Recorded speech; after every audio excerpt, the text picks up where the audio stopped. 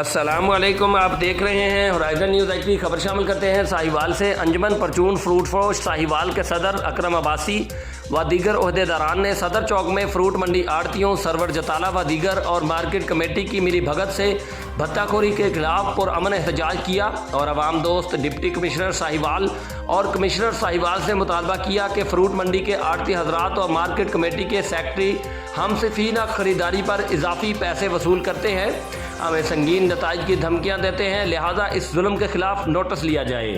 Report महबूब चौधरी, सरपरस्त आला, horizon news H D.